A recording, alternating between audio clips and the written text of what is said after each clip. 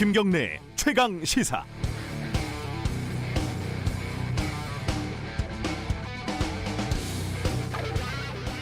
정치는 쇼 비즈니스의 측면이 있는 것 같습니다. 물론 정책이 중요하고 내용이 중요하고 진정성이 중요하지만 보여주는 쇼, 이 쇼의 함량이 일정 비율 있는 거죠. 이건 좀 어쩔 수 없는 부분이 있습니다. 그래서 기왕 쇼를 하려면 잘해야 한다는 게 제 생각입니다. 역설적이게도 쇼를 하면서 쇼하고 있네 라는 말을 들으면 그 쇼는 망한 거죠. 일단 쇼는 기획도 중요하고 대본, 연출 중요하고 배우도 중요합니다. 먼저 기획.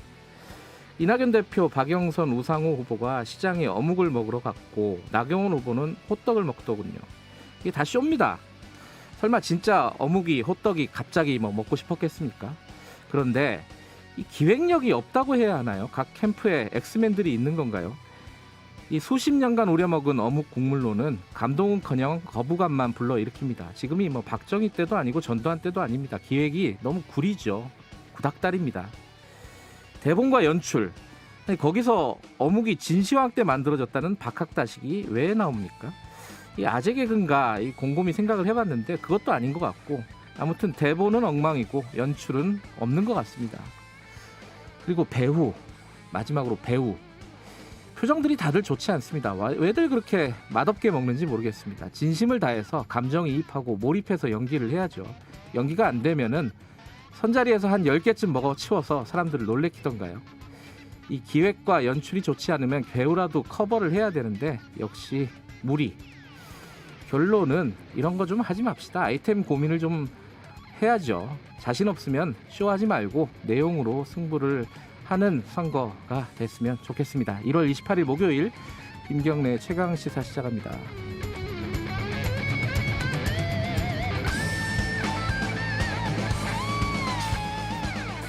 네, 김경래 최강시사는 유튜브 라이브 열려 있습니다. 실시간 방송 보실 수 있습니다. 샵 9730으로 문자 기다립니다. 짧은 건 50원, 긴 건 100원. 스마트폰 어플리케이션 콩 이용하시면 무료로 참여하실 수 있습니다. 얼마 전에 택배 노조가 회사하고 사측하고 극적인 합의를 봤다 이런 뉴스가 있었는데 다시 총파업한다 그래요? 이게 무슨 일인지 택배 노조 오늘 좀 연결을 해보고요. 앞으로 한 70일 남았네요. 재보궐선거. 오늘은 여당 쪽 얘기 좀 들어보겠습니다.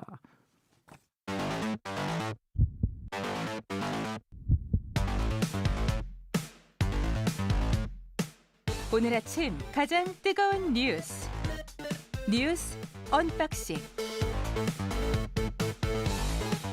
네, 뉴스 언박싱 민동기 기자 나와 있습니다. 안녕하세요. 안녕하십니까. 한겨레신문 하우영 기자 나와 있습니다. 안녕하십니까. 네, 안녕하세요. 제가 학교 다닐 때 연출을 좀 해봤거든요. 뭘 많이 하신 것 같네요. 아니 잘하진 못했고 네. 한 몇 번 해봤는데 연극 같은 거 있잖아요.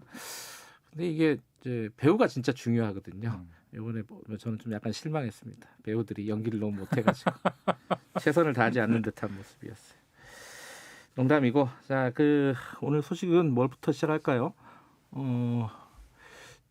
코로나부터 시작을 해보죠. 코로나 지금 숫자가 좀 안정적으로 감소를 한다 이런 느낌이 있었는데 다시 좀 증가하는 양상이에요. 그죠? 네. 지금 정확하게 어떻게 되고 있는 거죠? 제가 말씀드릴까요? 네. IM 선교회죠. 미인과 교육시설에서 발생한 집단 감염 여파입니다. 코로나19 신규 확진자가 열흘 만에 500명대로 다시 올라간 건데요. 예. 해당 선교회가 전국 시도에 있는 11곳에 40곳에서 시설을 운영하고 있어서요. 실제로 N차 감염의 조짐이 보이고 있습니다. 혹시 이것이 3차 대유행의 시작이 아닐지 좀 당국도 그렇고요. 모든 사람들이 좀 관심을 주목하고 있습니다. 3차 유행이 다시 시작되는 거 아닌가. 예. 500명대로 다시 올라갔고 그것은 지금 IM 선교회가 운영하는 교육시설 등에서 지금 대규모 확진자들이 나오고 있다. 네. 이게 학교죠. 학교 말하자면 학교. 학교인데 학교라고 말할 수 없는 비인가 시설이거든요. 예. 실제로는 법상에서도 초중등 교육법입니다. 여기서는 법에 따라 학력이 인정되는 외국인 학교와 대안학교만 학교라는 명칭을 사용하고 있어서요. 네. 이곳은 학교라는 명칭을 사용할 수는 없습니다. 그런데 일단 이곳이 선교도 선교지만 영어 교육을 목적으로 학부모들이 보냈기 때문에 그래서 인기가 많은 측면이 있었던 그래서, 거죠. 예, 그래서 학교라는 명칭도 말하자면 음으로 사용했다고 할까요? 예, 그렇게 사용한 것 같습니다. 근데 좀 이 단체 종교 단체가 IM 선교회는 그 대표라는 분이 마이클 조 네네. 그분이 얘기를 하는 걸 보니까 좀 상식에서 좀 벗어나 있는 느낌이 있어요, 그죠? 상식에서도 좀 많이 벗어나 있고 예. 영상들이 이제 어제 방송 뉴스에서 예. 공개가 됐는데 그 방송 영상을 보면은 방역 수칙이라든가 거리두기라든가 이런 게 뭐 학생들 사이에서도 거의 안 지켜졌다고 지금 봐야 될 것 같습니다. 뭐 방학 때 뭐 한 2,000명 모여서 우리 수련했는데 아무도 안 걸린 거 아니냐? 그렇죠. 예. 하나님이 우리를 과학적으로 지켜주시고 있다. 무슨 말인지 잘 모르겠어요. 어쨌든 근데 이런 상황인데 학교도 아니고 이래가지고 좀 사각지대였다는 거잖아요. 방역에 그죠? 예, 이번 IM 선교회가 운영하는 시설처럼 미인가 시설은 한 300곳 정도 된다고 그래요. 그리고 실제로 이곳이 빠른 점검이 필요하다라는 이야기가 나오고 있습니다. 당국에서는 IM 선교회 관련 시설 40곳 현장 점검을 실시했는데 문제는 이 40곳이 뒤늦게 현장 점검이 실시가 됐다는 거고요. 예. 더 문제는 뭐냐면 실제로 IM 선교회 교사들이 이동 동선 등 뭐 이런 구체적으로 협조해야 하는 상황에 대해서도 굉장히 비협조적으로 나온다는 거예요. 그래서 아이들을 통한 그리고 그 가족들을 통한 N차 감염이 더욱더 우려된다. 이런 이야기들이 나오고 있습니다. 이게 패턴이 항상 똑같네요. 그죠? 신천지 때도 그랬고 그렇죠. 뭐 열방센터 네. 때도 그랬고 지금 IM 선교회도 마찬가지인데 대규모 방역이 사각지대에서 벌어지고 방역에 협조하지 않고 네. 그죠? 그래갖고 계속 이렇게 또 여론의 질타를 받고 나중에 또 억지로 또 협조를 하게 되고 네. 이 패턴이 계속 비슷하네요. 이게 안타깝습니다. 그래서 지금 사실은 거리두기를 완화를 좀 하지 않겠느냐라는 기대 혹은 예상 뭐 이런 게 있었잖아요. 올해가 아니라 내일쯤 나올 것 같다. 여기에 좀 영향을 미칠 것 같아요, 그죠? 그러니까 변수가 좀 생겼습니다. 네. 원래 그 어제 기준으로요. 네. 한 주간 하루 평균 국내 확진자가 388.7명으로 집계가 됐거든요. 네. 거리두기 2.5단계 요건 가운데 하나인 전국 주 평균 1일 확진자 400에서 500명 수준에 다시 접근을 한 그런 셈인데요. 네. 원래는 좀 단계를 좀 낮출 것이라는 전망이 나왔는데 지금 수도권은 2.5단계인데 한 2단계 2단계 정도로 정도 낮추지 않겠느냐라는 전망이 나오는데 현재 상태로라면 낮추기가 쉽지 않을 것이라는 전망이 지금 나옵니다. 부담스럽고 그러면 5인 이상 그것도 사실 바꾸기가 그렇죠. 어렵지 않을까라는 물론 내일 봐야겠지만은 그러니까 이대로면 설에도 5인이 못 모이니까요. 예. 그 차례 지내기도 좀 어렵지 않을까라는 이야기도 또 나오고 있습니다. 일부 언론 보도를 보니까 네. 설 당일에만 그 5인 이상 예. 못 모이는 거를 좀 풀었다가 뭐 다른 기간은 그냥 설 당일에만 예외적으로 그것도 검토하고 있다라는 그런 보도도 있습니다. 그렇게 갈 수도 있겠네요. 사실 그게 아이러니한 게요. 예. 저 또한 이제 그 설에 내려가야 하는 입장이지만 그래요. 예. 설에 내려가는 과정에서 5인 이상이 모이게 되거든요. 그렇죠. 그래서 실은 이번에도 그 말씀하셨던 것처럼 5인 이상이 힘들지 않을까 이렇게만 되면요. 예. 그런 이야기까지 나오고 있습니다. 답답하네요. 좀 분위기가 괜찮았었는데 또 네. 이렇게 구멍들이 생기고 그렇습니다. 사각지대가 또 보이고. 자, 다른 얘기 좀 해보죠. 택배 노조가 아까 제가 잠깐 말씀드렸었는데 합의를 해가지고 그 분류 작업의 비용을 이제 사측에서 부담한다. 노동자들한테 부담시키지 않는다. 이런 합의가 이루어져가지고 굉장히 노동자들이 좋아했었잖아요. 네. 근데 또 파업에 들어간다는 거예요. 이거 왜 들어간다는 겁니까? 그러니까 문제는요. 이 분류 전담 인력의 투입 규모와 시기를 두고 노조하고 택배사 쪽에서 서로 다른 해석을 하고 있습니다. 그러니까 지난해 하반기 택배사들이 뭐 CJ 같은 경우는 4,000명, 그리고 네. 한진, 롯데는 각각 1,000명 해가지고 모두 6,000명 정도의 분류 전담 인력을 투입하겠다고 발표를 했거든요. 네. 근데 일단 지난번에 1차 합의를 하지 않았습니까? 노조의 주장은 그 1차 합의 이후에도 택배사들이 이 6,000명의 인력만 투입하겠다고 하고 있다. 이렇게 주장을 하고 있고 그게 다더라. 그렇습니다. 노조 입장은. 근데 이 인력만으로는 지금 택배 노동자들이 현장에서 체감하는 분류 작업 부담은 전혀 줄어들지 않는다. 노조의 주장이 이렇습니다. 지금 뭐 사측은 그러나 이 노조에서 지금 잘못 이해하고 있는 거다. 뭐 이렇게 얘기를 하고 있는데 관련된 얘기는 오늘은 택배 노조 쪽 연결해가지고 관련 얘기 조금 이따가 언박싱 끝나면 자세히 좀 들어보도록 하겠습니다. 다른 얘기 좀 해보죠. 김학의 전 법무부 차관 이 출국 금지 절차 위반 의혹 사건이라고 해야 되나요? 예. 이거 좀 어렵습니다. 어쨌든 이 사건 관련해가지고 여러 가지 뭐 쟁점들이 있는데 첫 번째로는 공수처로 이게 넘어갈 것인가 예. 지금 이 입장들이 조금씩 나오고는 있어요. 어떻게 되고 있습니까? 김학의 사건이요. 예. 이제 10년 됐습니다.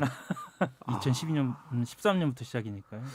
거의 불사조군요. 계속 이름이 나오네요. 예. 김학의라는 이름은. 오늘 그 김진욱 고위공직자 범죄수사처 공수처장. 공수처장이 김학의 전 법무부 차관 불법 출국 금지 의혹입니다. 여기서 중요한 건 김학의 전 법무부 차관이 저질렀던 비리 의혹이 아닙니다. 불법 출국 금지 의혹 사건의 수사를 넘겨받을지에 대한 입장을 밝히는데요. 네. 왜 오늘이냐? 오늘 그 헌재 결정이 나옵니다. 네. 그 국민의힘이 지난해 2월에요. 권력 분립 원칙과 삼권 분립 원칙에 반하고 국민의 기본권과 검사의 수사권을 침해한다면서 이 공수처 관련돼서 헌법 소원을 냈거든요. 네. 이것에 대해서 오늘 결정이 나오면 공수처에서 이것을 본격적으로 수사를 할지를 이야기를 한다는 겁니다.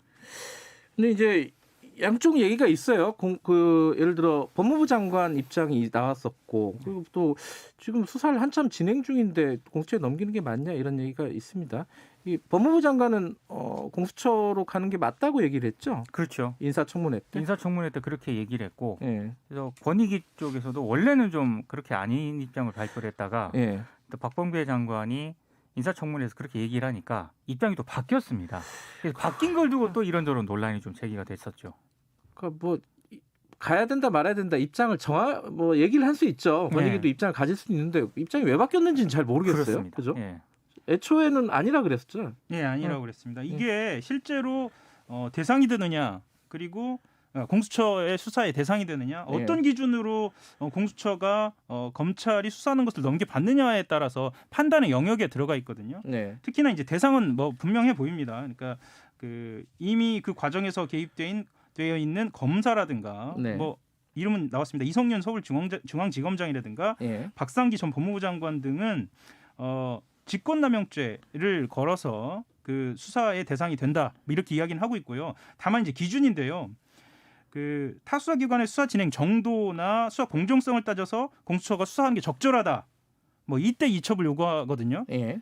자 여기서가 수사 진행 정도입니다. 음. 그 진행 정도를 어떻게 보느냐에 따라 다른데요. 네. 근데 이제 그 여러 기관에서는 이전에는 이 검찰에서 수사 진행되고 있는 상황이기 때문에 지금 넘겨받는 건 적절치 않다라는 입장 아까 말씀하신 권익위 포함해서 그렇게 밝힌 것으로 보이는데요. 이제는 어떻게 좀 태도가 바뀌어졌냐면 수사 진행 정도와 무관하게 넘길 수도 있다. 그리고 수사 진행 정도를 봤을 때 이것이 초기다라고 여러 가지 이야기들이 나오고 있는 겁니다. 그래서 뭐 실제로는 여기서 말하는 수사 진행 정도는 수사 초기다. 뭐 이렇게 보이는 쪽이 좀 우세한 편이고요. 수사 초기라고 생각하면 넘기는 게 맞을 수도 있는데 한참 뭐 거의 그렇죠. 예컨대 뭐 마무리 단계다. 뭐 이러면은 넘기기가 좀 애매한 상황일 수도 있는 거고. 네. 실제로 왜 그러냐면요. 예. 공수처가 순기능을 발휘를 할 때는 이것이 공정하게 권력기관에 대한 감시를 하는 거 아닙니까? 근데 어떻게 보면 이것에 대한 그늘이기도 한데요. 검찰에서 제대로 수사하고 있는데 공수처에서 넘겨받아서 뭉갤 수도 있다라는 시선도 있기 때문입니다. 예. 그렇죠. 그리고 그 제보를 이제 야당에 제보를 한 네. 그 공익 제보자라고 해야 되나요? 네. 그 사람이 공익 제보자냐 아니냐 뭐 이런 논란도 좀 아직 계속되고 있는 것 같아요. 논란도 있고요. 예. 이게 이제 직권남용이지 않습니까? 예. 직권남용이 과연 공익신고 대상이 될 수 있는가? 이걸 두고도 좀 논란이 제기가 되고 있는데 여기에 대한 법무부 입장은 형법상 직권남용은 공익신고자 보호법상 공익신고 대상이 아니다. 네. 그래서 보호를 받을 수 없다라는 그런 취지의 입장을 내놓았습니다. 지금 여당 쪽에서는 그런 얘기 많이 하잖아요. 이거 통째로 자료를 네. 야당에 넘긴 게 그렇죠. 문제 아니냐. 네. 이 입장에 대해서는 어떤 얘기들이 나오고 있습니까? 그러니까 이게 신고자가 제기한 게 출금 절차 위반 논란이잖아요. 예. 거기에 대해서 이제 여권이 공무상 기밀 누설 논리로 이제 맞불을 놓은 그런 상태인데요.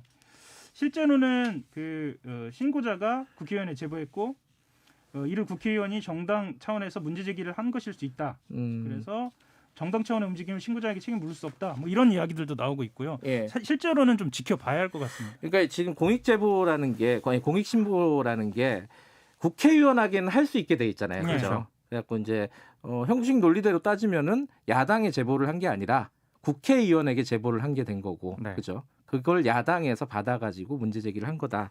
이렇게 되기 때문에 공익신고에 해당될 수 있다. 뭐 이런 논리가 되는 거죠. 아, 이 사건 좀 어지럽게 되네요. 이것도 좀 복잡한 사안입니다. 항상 그런 것 같아요. 검찰의 부실 수사 문제는 어딘가 쑥 들어간 것 같아요.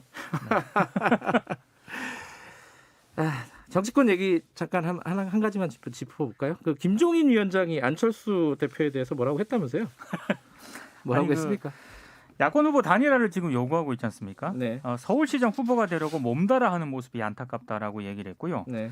일단 안철수 대표는 신속히 단일화 실무협상에 들어가야 한다라고 계속 주장을 하고 있는데 여기에 네. 대해서 김종인 위원장이 우리 후보가 만들어져야 단일화가 이루어지지 않겠느냐. 단일화 후보 만드는 건 일주일 정도면 된다. 이렇게 얘기를 했습니다.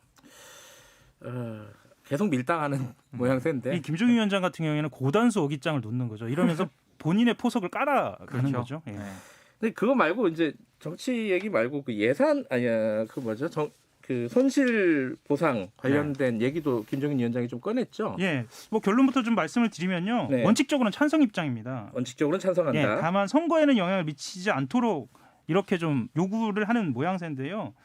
실제로 그 문재인 대통령이 결심하면 재정 확보가 가능하다라는 이야기들을 해서요. 예. 야당도 협조를 할 뜻을 내비친 겁니다. 그리고 이 재정 확보와 관련돼서 대통령이 제의해 오면 영수회담을 할 수도 있다라는 이야기까지 하고 있어서요.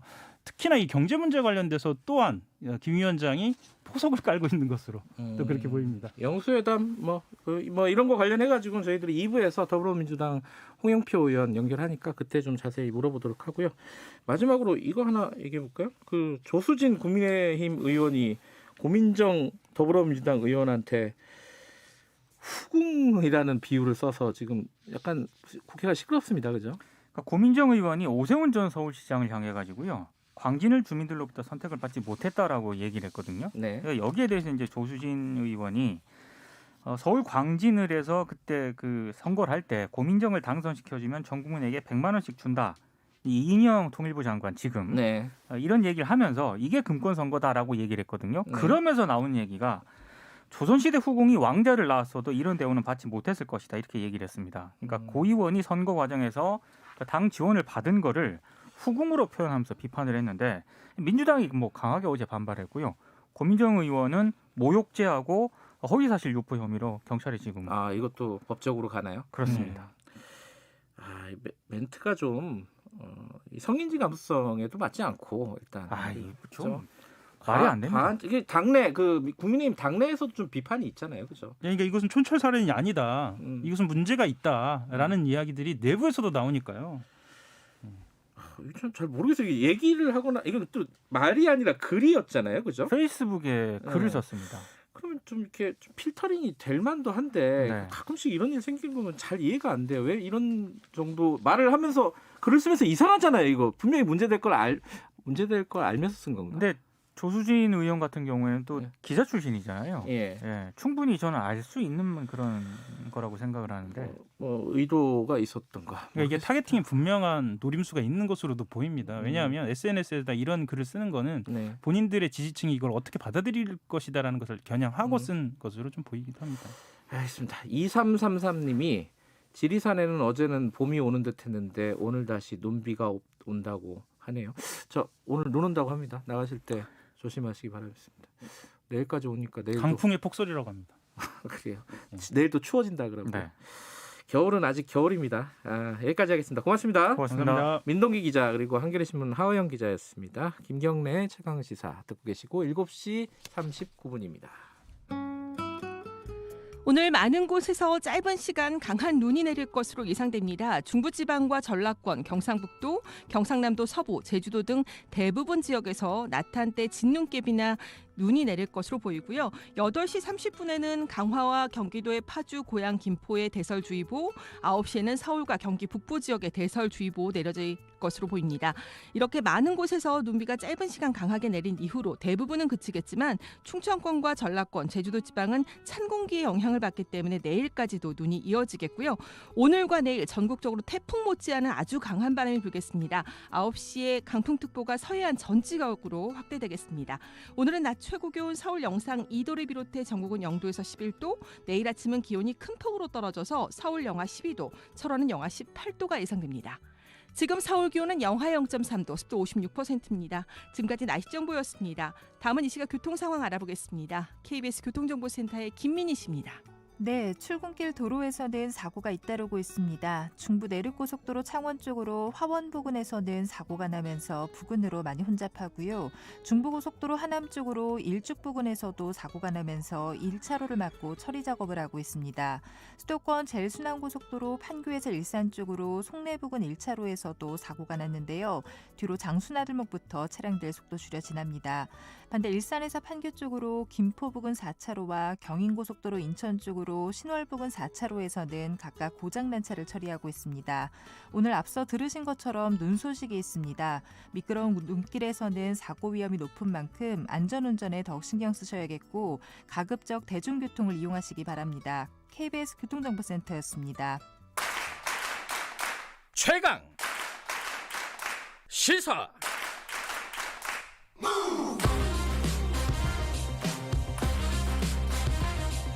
지금 여러분께서는 김경래 기자의 최강 시사를 듣고 계십니다. 네, 아까 뉴스 언박싱에서 간단하게 말씀드렸었는데 택배 노사가 사회적인 합의를 타결한 지 며칠 안 됐어요. 엿새 만에 지금 총파업을 한다고 하는 겁니다. 노조가. 뭔가 틀어진 겁니다. 분명히. 문제가 생긴 건데 어떤 문제가 생겼는지 그리고 노사 지금 입장이 다른데 오늘은 먼저 노측 얘기를 좀 들어보겠습니다. 전국 택배 노동조합 김태환 위원장 연결돼 있습니다. 위원장님 안녕하세요. 예, 안녕하세요. 지금 총파업 결의가 돼 있는 상황인 거고요. 그리고 내일부터 들어가는 건가요? 예, 맞습니다. 1월 29일 바로 내일입니다. 내일 몇 시부터 들어가요, 그러면은? 보통 현장에 저희들이 7시에 출근하니까 7시경부터 이렇게 들어가는 걸로 출근하면서부터.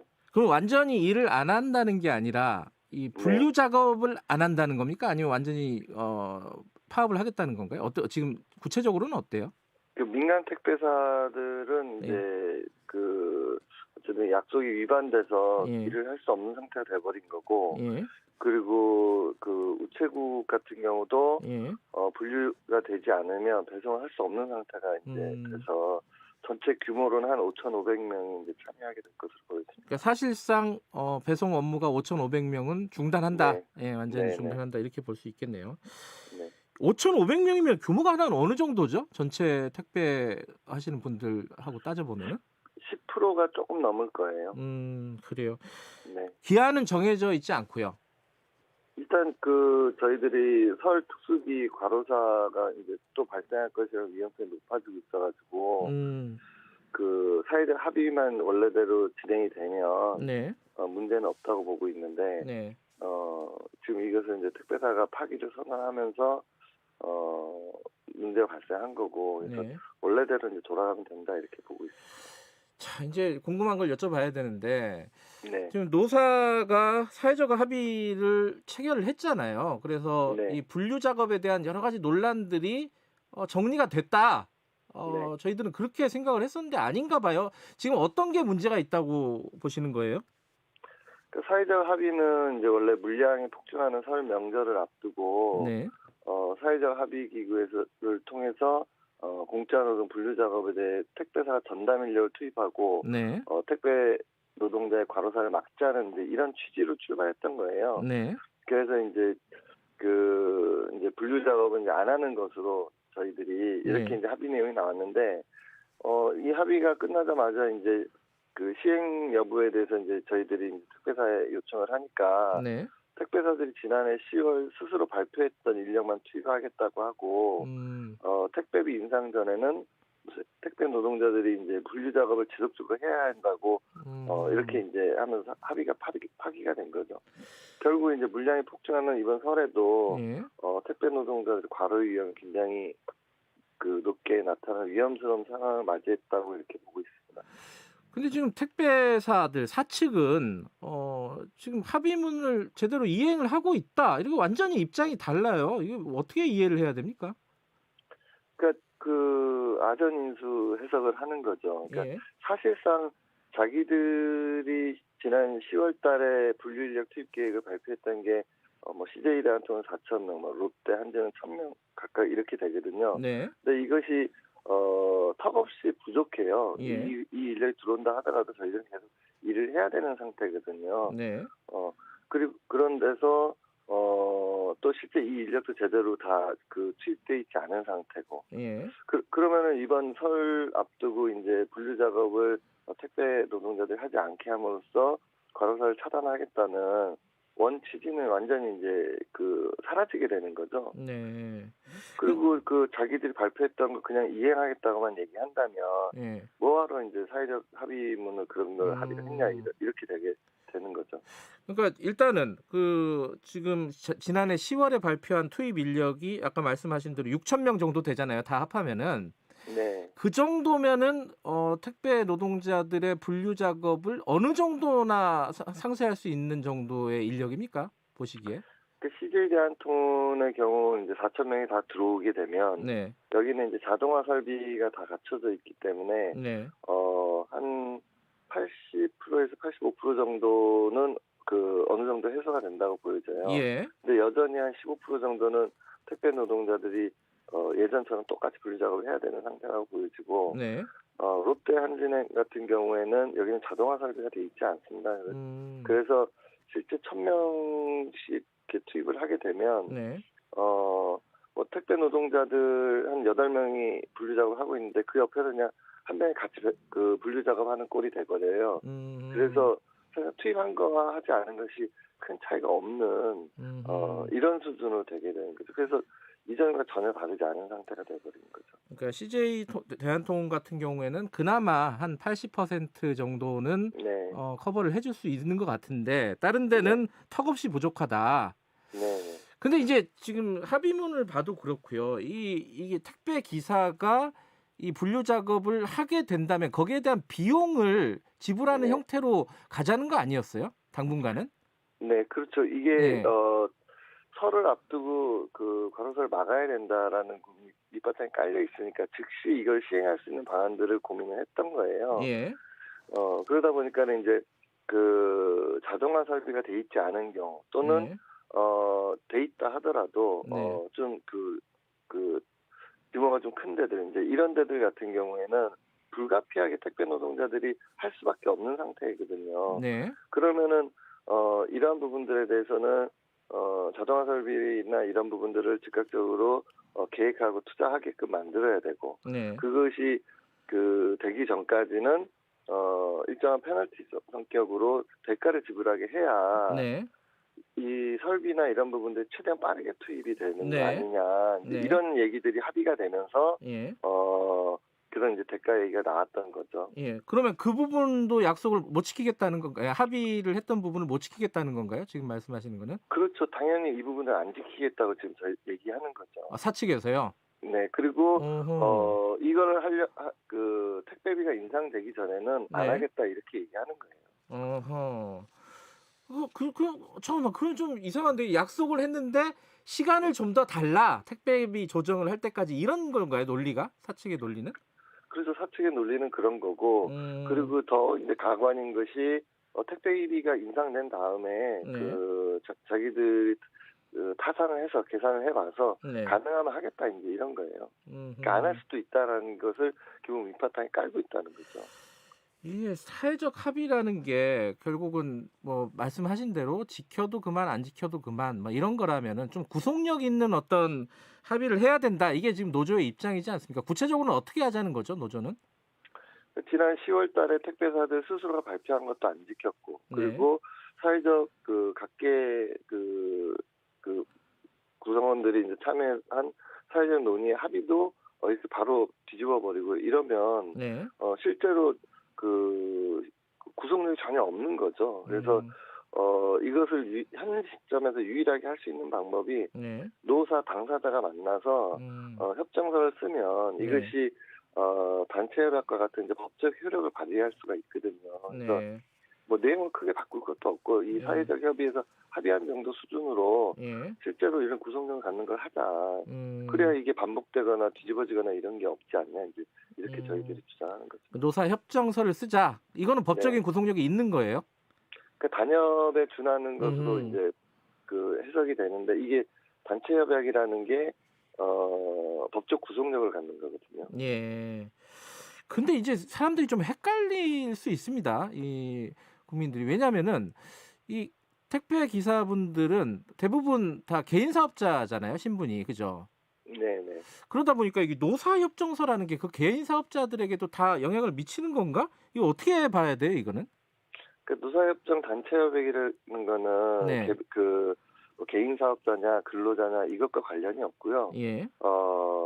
저희들은 이제 그 노조법상 네. 노동자로 인정을 받고 있어서 노동조합을 할 수 있게 돼 있거든요. 예. 그럼 노동조합이라면은 그 이 단체 협약을 다 할 수 있는 거예요.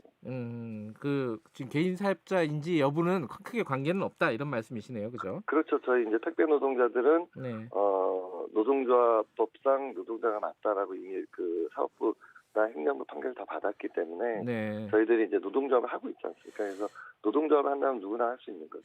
제가 뉴스를 보니까 좀 양쪽 노사 입장이 확연하게 다른 것 중에 하나가 이 분류 작업과 관련해 가지고 계속 분류 작업을 해라 택배 기사들에게 이런 공문을 보냈다 사측이 네, 이런 네, 주장을 하셨잖아요. 네. 근데 사측은 전혀 사실 무근이다 이러던데 이건 어떻게 파악을 하고 계십니까?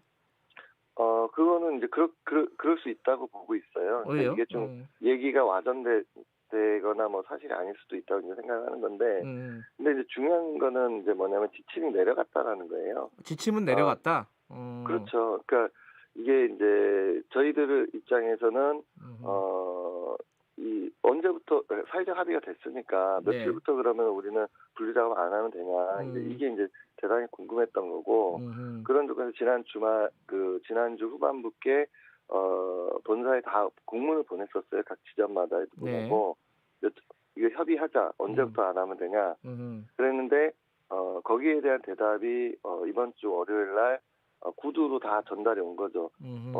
계획 없다 그런 거 계획 없고 자신들이 원래 계획했던 분류 인력만 투입할 거고 이번 설에도 택배 노동자들은 분류 작업 다 해야 된다. 이렇게 구두로 다 전달을 한 거죠. 그리고 이것이 전국 동시다발 모든 택배사에서 다 진행된 거기 때문에 이거는 지침으로 내려간 거다라고 저희들은 이제 파악한 거고 저희들이 이것을 이제 사회적으로 알리는 과정에서 실제 그 사실관계가 다 드러나고 있는 거죠. 예, 마지막으로 지금 택배사들은 지금 시간이 좀 필요하다. 이것들을 다 하려면은 어떤 약속들 그리고 제도 개선 필요하다. 하려면 시간이 필요하다는 건데 당장 지금 가장 급한 요구 조건이 뭔지 말씀하시고 마무리하죠. 네, 그 시간이 필요하다는 것을 알고 있었고 그래서 그 문제를 해소하는 내용들이 이 사회적 합의에서 다뤄졌던 거예요. 그래서 실제 이 사회적 합의가 잘 지켜지면 모든 문제가 해결된다. 이렇게 저희는 보고 있습니다. 알겠습니다. 여기까지 듣죠. 고맙습니다. 네. 전국 택배 노동조합 김태환 위원장이었습니다. 김경래 최강기사 1분 여기까지 하고요. 잠시 후 2부에서는 더불어민주당 홍영표 의원 만납니다. 안녕하세요. 3기 신도시를 디자인하는 LH 오복인 가장입니다. 3기 신도시는 어떤 모습일까요? 서울 도심까지 30분대면 도착하고 수소버스가 달리는 스마트한 미래교통도시, 100% 국공립 유치원과 안전한 통학로로 아이 키우기 좋은 도시, 보다 넓은 공원과 국내의 도시 디자인 전문가가 참여해서 만든 쾌적한 도시. 우리 아이들과 이런 도시에서 살아보는 건 어떨까요? 상상만 했던 똑똑한 도시가 오늘의 일상이 됩니다. 2021년 7월 사전 청약에서 만나보세요. 이 캠페인은 국토교통부 한국토지주택공사와 함께합니다. 그저 두렵고 피하고 싶은 방사성 폐기물. 방사성 물질이 일상에서 유용하게 쓰인 후 배출된 것이라는 점 알고 계신가요? 신약을 통해 치료받을 수 있는 사람이 더 많아지겠어. 더 나은 미래를 만들어가는 연구소에서도 비파계 검사 결과 이 건물은 균열과 결함 없이 안전하네요. 건물의 안전을 검사할 때도 전기 없는 세상은 상상할 수도 없죠. 원자력 발전소에서도 우리의 일상 속에서 배출되는 방사성 폐기물 안전하고 철저하게 관리하겠습니다. 방사성 폐기물 관리 전담기관 한국원자력환경공단. 말 같은 말.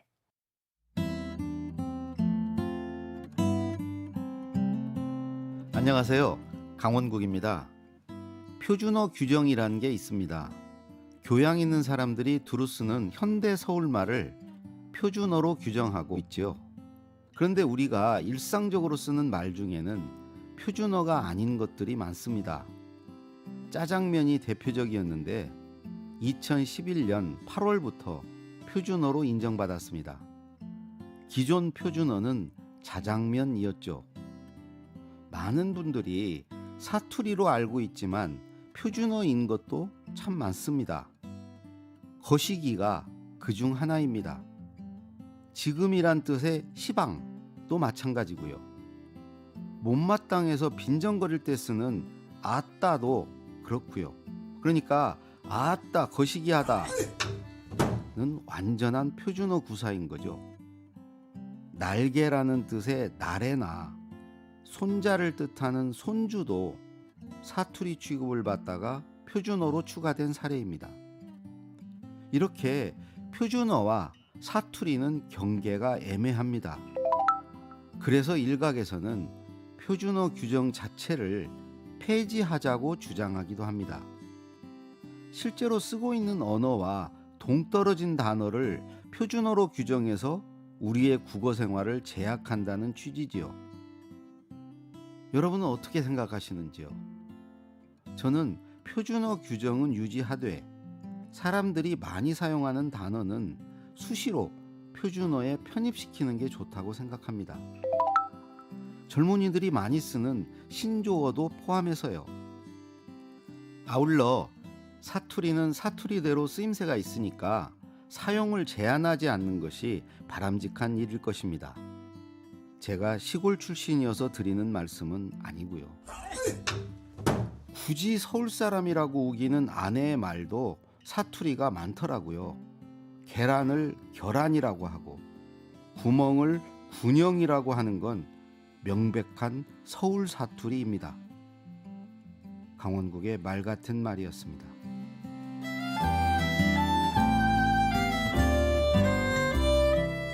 서울말만 표준어로 인정하는 건 지역 차별이라 영 거시기하다는 의견도 있는데 어찌 생각하시나요?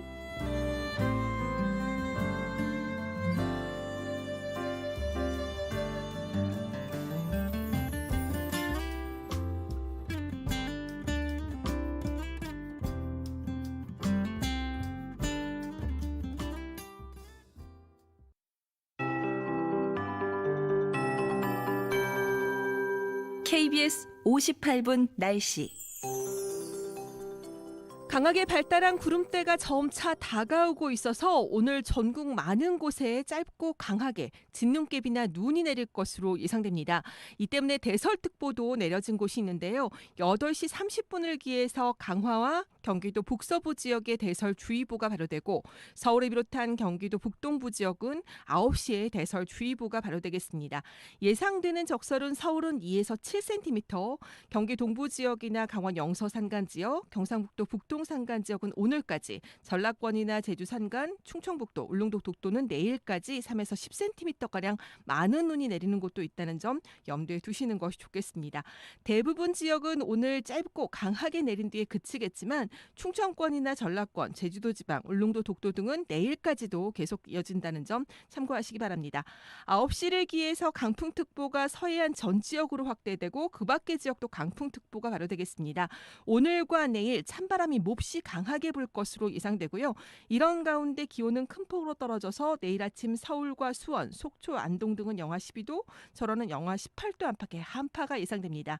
이 한파는 토요일 오전까지 이어지겠습니다. 지금 서울 기온은 영하 0.3도, 습도는 55%입니다. KBS 58분 날씨 윤지수입니다.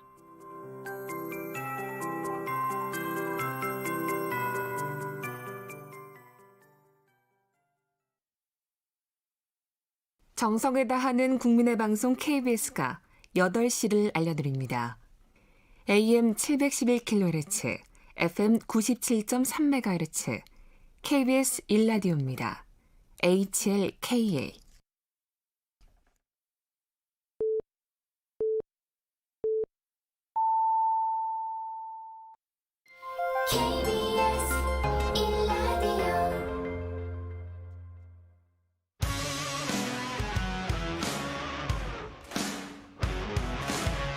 뉴스타파 기자 김경래 최강 시사.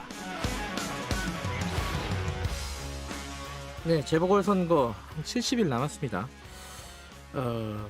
대선 전초전 이라고도 하고요. 오늘은 여당 쪽 얘기 좀 들어보겠습니다. 민주당의 거대 싱크탱크 민주주의 4.0에 참여하고 계시고 여당 내 최고 전략 통으로 꼽히는 분입니다. 홍영표 전 원내대표 연결해서 얘기 좀 나눠보겠습니다. 의원님 안녕하세요. 네, 안녕하세요. 오랜만입니다. 예, 굉장히 오래됐네요. 이제 원내대표 끝내실 때 그때 인터뷰 한번 하고 그죠? 네. 그가 전혀 소식이 없었는데 잘 지내시죠? 네. 잘 지내고 있습니다. 선거 얘기 본격적으로 하기 전에요. 현안 얘기 한두 개 좀 여쭤볼게요. 예. 얼마 전에 보니까 홍영표 의원께서 추미애 장관이 검찰 개혁에 큰 일을 했다 이런 평가를 하셨더라고요. 네. 근데 지금 검찰이 아직도 좀 시끄러워요, 사실. 최근에는 김학의 불법 출금 사건, 이 사건 가지고 지금 어떻게 할 것인지 굉장히 어지럽게 돌아가고 있는데 이게 공수처에 가야 된다 말아야 된다 이 얘기 여기에 대해서는 어떻게 생각하세요? 저는 공수처가 이제 출범했으니까 자체적인 판단을 합리적으로 할 거라고 봅니다. 네. 저는 이제 이 검찰 개혁이 얼마나 힘드냐면 제가 원내대표 할 때가 이제 문재인 정부 출범하고 1년 지났을 때입니다. 네. 그런데 그때 우리 문재인 정부의 공약 1호가 공수처 설치와 검경 수사권 조정이었거든요. 네. 근데 정권이 출범해서 초기에는 그래도 힘이 세지 않습니까? 네. 그런데도 1년 동안 검찰이 반발해서 정부 여당안을 만들지를 못했었습니다. 그래서 저희가 이제 그때 공수처를 비롯해서 사법개혁 문제를 패스트트랙 올렸는데 그만큼 힘듭니다. 네. 그래서 저는 검찰들의 이런 마지막 저항이라고 생각하고요. 이제 이런 제도가 하나씩 이제 안착되어 가고 있기 때문에 저는 앞으로도 검찰이 많이 이제 바뀔 수밖에 없다 이렇게 보는데요. 최종적으로는 이제 저희가 검찰 문제는 수사권과 기소권을 완전히 분리하는 여기까지 이제 제도적으로 저희가 완성을 하는 것이 과제라고 봅니다. 그 과정에서 그 저항이라는 것은 저는 참 우리 일반 국민들께서 아마 상상하시기가 힘들 겁니다. 네. 지금 벌어지고 있는 일도 저항이라고 보시는 거예요? 김학의 사건도? 저도 그렇습니다. 네. 아니 명백한 범법자가 이게 출국을 하는데 그걸 그냥 방치해야 되는가 하는 문제가 있는 거 아닙니까? 그리고 누군가가 검찰 내에서 또 김학의한테 그런 상황을 전달했기 때문에 그렇게 도망가려고 했던 거 아닙니까? 그래서 저는 상식적으로 좀 이해가 되지 않습니다. 어쨌든 공수처 가야 되나 마나 이거는 공수처에서 알아서 판단할 일이긴 하지만은 이게 검찰의 마지막 저항이다 이렇게 보시는 거네요. 네네 그렇습니다. 하나 더 여쭤보면요, 이 추미애 장관 관련해서 평가가 근데 마지막에 결국은 윤석열 총장 징계가 지금 다 무의로 돌아갔잖아요. 사실상 현재까지 보면은요. 그건 좀 평가의 지점에서는 좀 다른 거 아닌가요? 지금 홍영표 의원 얘기랑?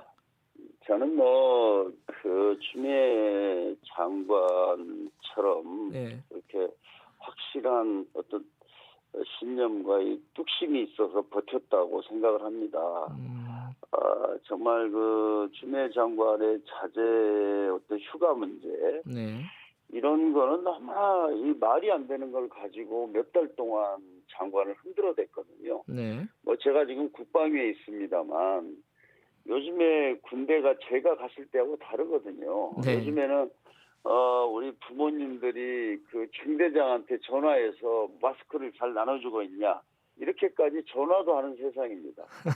그런데 하여튼 뭐 어찌됐든 검찰이 뭐 정말 인간으로서 견디기 힘들 정도의 어떤 많은 그런 공격을 하고 압박을 했는데 네. 그래도 뭐 공수처를 출범시키고 또 뭐 검찰개혁 1단계를 완료했다. 저는 그것을 평가하는 겁니다. 뭐 그 과정에서 뭐 여러 가지 뭐 아쉬움도 있을 수 있지만 저는 뭐 전체적으로 추미애 장관이 있어서 그런 문제들을 잘 정리해 왔다 이렇게 생각합니다. 알겠습니다. 선거 얘기 좀 해보면요.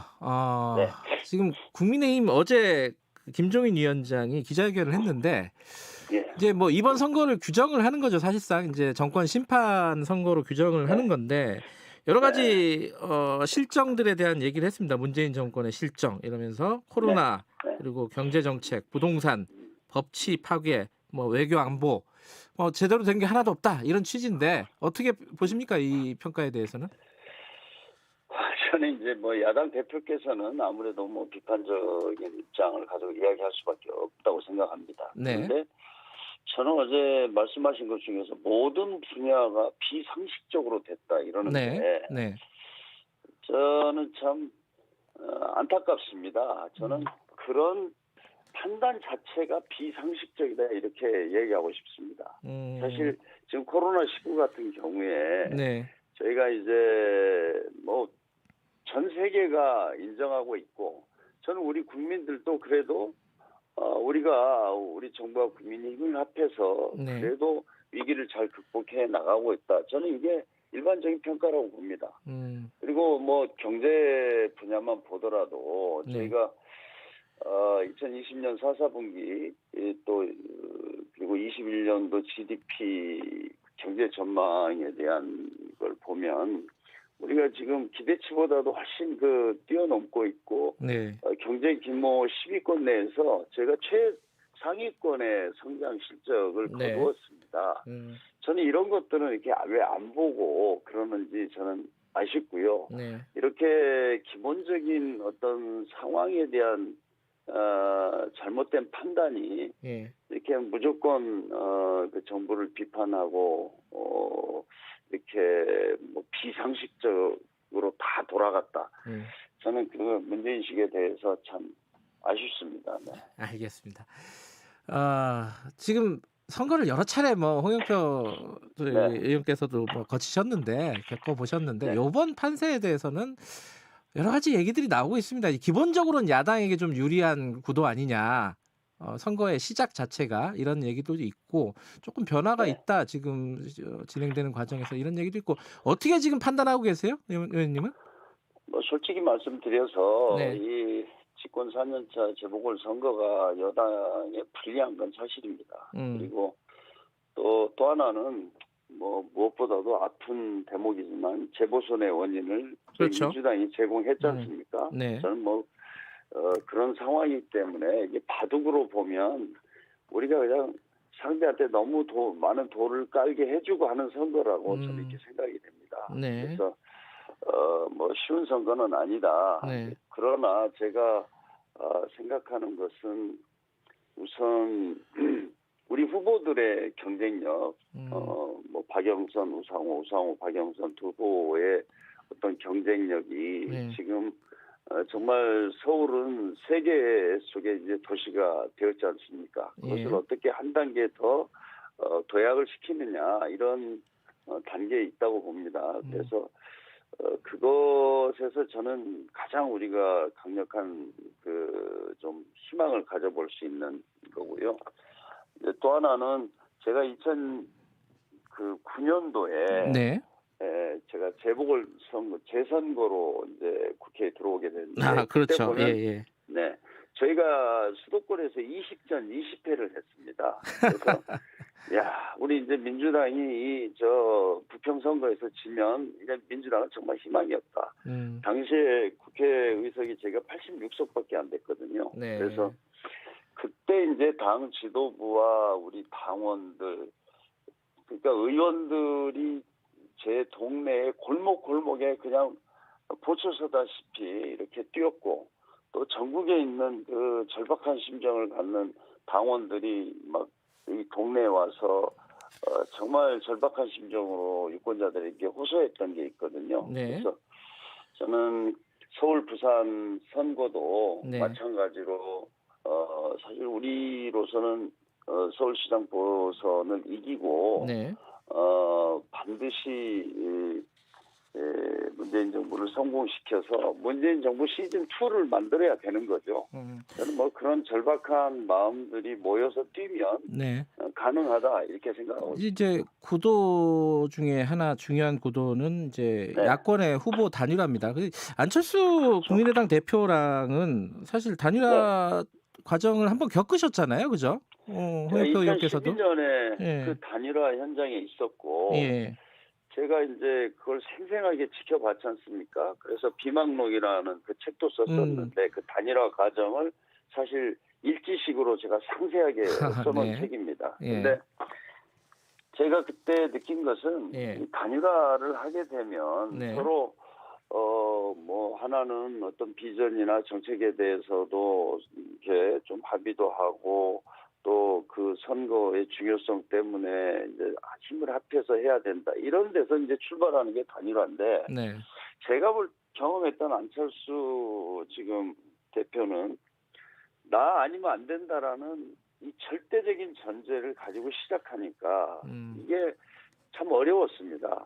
그래도 참 극적으로 저희가 단일화를 그때 했습니다만 그 이후에 뭐 후유증도 너무나 네. 많았었고요. 네, 그래서 저는 아마 이 단일화를 하긴 할 텐데 예. 어떻게 보면 지금 안철수 대표가 강점으로 가지고 있는 중도층의 어떤 지지를 가지고 있다 이런 거 예. 아닙니까? 예. 근데 그게 지금 과거의 이야기고요. 지금은 많이 다르다고 봅니다. 이미 저는 안철수 후보가 굉장히 뭐 태극기 부대 극우적인 어떤 생각을 가지고 정치를 하고 있기 때문에 네. 그쪽의 지지를 얻을 수도 없고 예. 또 이게 탄핵의 반성을 해야 하는 그런 국힘당이 예. 그렇지도 못하고 있기 때문에 아직 그 문제가 중도 유권자들을 이렇게 끌어당기기가 힘들거든요. 예. 저는 뭐 그런 이유로 해서 안철수 대표의 한계가 있고 뭐 네. 그러다 보면 저는 뭐 안철수 대표가 국힘당에 입당을 하든 아니면 뭐 일부에서 예측을 하든 다시 철수를 하든 그래서 결국은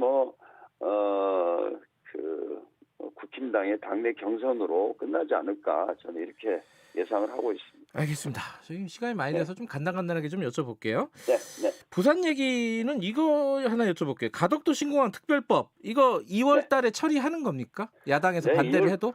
네, 2월 국회에서 반드시 처리할 거고요. 예. 저희 이낙연 대표께서도 네. 이것은 우리 부산 시민들과 국민들에게 분명히 약속한 겁니다. 저희들에서는 사실 노무현 대통령의 유언 같은 겁니다. 이 네. 가덕도 신공항이 그것을 이명박 박근혜 정부에서 오락가락 해서 여기까지 왔는데 네. 이제는 더 이상 이 문제는 미룰 수가 없다 이렇게 생각하기 때문에 2월 국회에서 저희들이 반드시 하겠습니다. 알겠습니다. 정책 얘기도 좀 여쭤볼게요. 지금 이제 자영업자들 손실 보상 문제가 국회에서 논의를 하고 계시잖아요. 네네. 근데 이게 이제 두 개 다 문제입니다. 이게 시기를 어떻게 할 거냐. 시기는 이제 선거 전에 할 것이냐. 이게 하나가 있고 그리고 대상이나 이런 거 소급 적용은 또 어떻게 할 것이냐. 여기에 대한 입장은 어떠십니까 지금? 우선 시기 문제는요. 예. 지금 저도 제 동네에 자영업 하시는 분들 정말 보면 눈물이 납니다. 정말 거의 1년 동안 네. 영업을 제대로 못하고 무슨 예를 들어서 태권도 도장이다 네. 이런 영세한 학원들 하는 분들 지금 보면은 정말 하루하루가 죽음과 같은 날들인데요. 예. 그래서 저는 우리 그 자영업 하시는 분들의 이 정말 절망적인 상황을 네. 우리가 이건 정치적으로 좀 판단하지 않았으면 좋겠습니다. 그분들은 지금 하루라도 빨리 실질적인 조치가 추가적으로 있어야 된다. 네. 이런 분위기라는 것을 감안해서 우리 또 그러나 저희가 만약에 4차 추경을 한다 하더라도 예. 여러 가지 절차가 있기 때문에 시간이 상당히 소요됩니다. 예. 그래서 뭐 저는 그 절차는 빨리 시작을 해서 빨리 하는 게 좋다 이렇게 생각하고요. 예. 그다음에 이 재난 그 손실 보상에 대해서는 소급 입법이냐 아니냐 이런 문제가 있는데 저는 그 논쟁의 대상이 되지 않는다고 봅니다. 이게 이제 소멸 입법으로 했을 경우에 문제가 될 수도 있으니까 일단 법을 만들어 놓고 예를 들어서 4차 재난지원금 지급할 때는 그 법의 기준에서 하면 되는 겁니다. 그래서 저는 뭐 그것이 이게 소급해서 할 거냐 안 할 거냐는 쟁점이 아니다 이렇게 좀 말씀드리고 싶습니다. 이제 재원이 큰 문제잖아요, 사실은. 네네. 그래서 지금 국민의힘 김종인 위원장은 긴급 재정명령으로 대통령이 뭐 100조를 마련해야 된다라는 얘기도 하면서 영수회담 하자 뭐 이거거든요. 요거는 어떻게 가능성이 있다고 보세요? 저는 적극적으로 지지를 하고요. 아 그래요?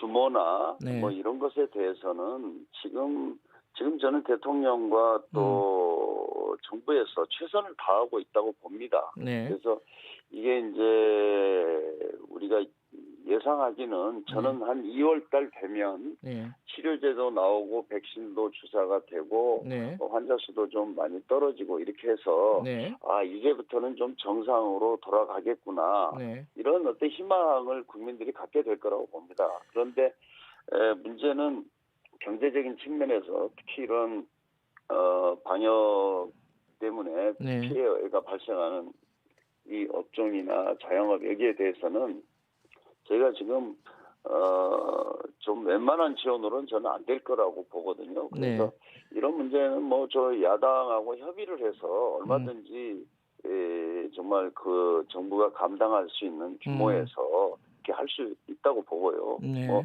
그런 것은 좀 논의를 국회에서 하면 됩니다. 그리고 정부가 그걸 수용하고 그렇게 되면 훨씬 더 좀 이런 문제들을 좀 정략적으로 바라보지 않고 어떤 국민들에게 희망을 줄 수 있는 그런 통합의 정치가 가능하지 않겠습니까? 저는 그렇게 될 수 있으면 좋겠고요. 지금 뭐 액수를 이렇게 뭐 100조다 뭐다 이거를 어떤 근거와 어떻게 하겠다는 그런 구체적인 내용을 가지고 저는 하신 건 아니라고 이렇게 생각이 되고요.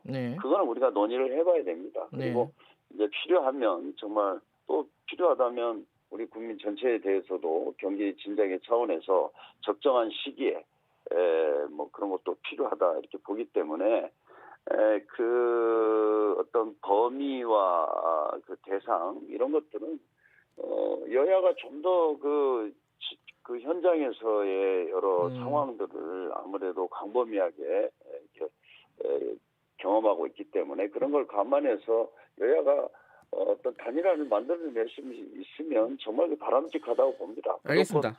네네. 근데 그 이원욱 의원이요, 부가가치세를 한시적으로 인상하자 이 얘기 있었는데 이거는 추진하는 겁니까? 아니면 이원욱 의원 개인의 생각입니까? 이거는? 저도 뭐 개인적으로 그 좋은 아이디어라고 생각을 합니다. 그래서 이제 그러나 이것도 좀 국민적인 합의와 동의 이런 것들이 필요하고 그렇죠. 또 그러려면 여야가 가능하면 함께 좀 합의를 해서 국민들께 우리가 호소하면서 일정 기간 이런 걸 좀 함께 해보자. 그게 어떤 사회적 연대에 호소를 하는 것을 국회부터 출발해야 될 거 아닙니까? 한쪽에서는 하자 그러면 또 그걸 어떤 특집을 잡아가지고 그걸 못하게 하고 이렇게 돼서 사회적 갈등만 이렇게 심화되는 이런 것은 안 되고요. 저는 뭐 그런 이원우 의원이 제안한 그런 방안도 검토해 볼 수 있다 이렇게 생각합니다. 저는 뭐 적극적으로 평가하고 있습니다. 하나만 마지막으로 좀 여쭤볼게요. 대권 관련해서요. 그 지금 민주주의 4.0 그쪽에서 활동하고 계시잖아요. 여기서 그 13용 등판설, 그러니까 뭐 말하자면은 지금 나오는 뭐 이재명, 이낙연 뭐 등등의 후보군들 말고 다 나오자 뭐 이런 거잖아요. 뭐 임종석, 추미애, 정세균, 김부겸 이게 다 나와가지고 한번 붐업을 한번 해보자 이런 취지인 것 같은데 이런 얘기들이 실제로 당내에서 좀 논의가 되고 있습니까? 저는 오늘 제가 뭐 처음 들어봅니다. 네. 그건 아니고요. 예, 신문에서 많이 썼더라고요. 지금 이제 과거의 대선 레이스를 보면 현 시점에서 어떤 대선 우리 후보를 어떻게 정하는 것도 쉽지가 않고 앞으로 많은 변화가 있을 겁니다. 저는 제3후보론 자체가 현재는 가상의 후보에 불과하고요. 지금 뭐 앞으로는 이제 특히 뭐 4월 서울 부산시장 선거를 분기점으로 해서 또 좀 우리가 예의주시해야 된다고 봅니다. 알겠습니다. 무조건 뭐 민주당으로서는 문재인 정부 시즌 2 이렇게 만들기 위해서 저희가 당내에서 어떤 선의의 경쟁 또 더 미래 비전을 가지고 함께하는 경선 이런 걸 잘 치러서 문재인 정부의 성공과 함께 또 정권 재창출을 하는 것 이게 과제라고 생각하고 있습니다. 5월달에 전당대회 당권 도전하시나요, 홍영표 의원님? 네, 뭐 아무튼 제가 아무래도 뭐 청와대나 당 야당을 좀 잘 알고 있기 때문에 이번에 저희 뭐 민주당으로서는 문재인 정부 성공이나 또 정권 재창출 이게 이제 중요하지 않습니까? 그래서 제가 뭐 그것에 대해서 어떤 역할을 분명히 해야 된다 그런 생각을 하고 있습니다. 알겠습니다. 여기까지 듣죠. 고맙습니다. 네, 감사합니다. 더불어민주당 홍영표 의원이었습니다. 공정하고 깊이 있게 오늘 하루 이슈의 중심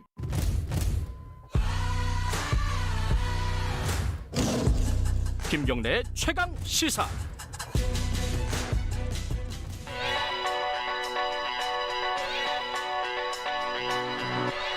최강 시사 윤태곤의 눈.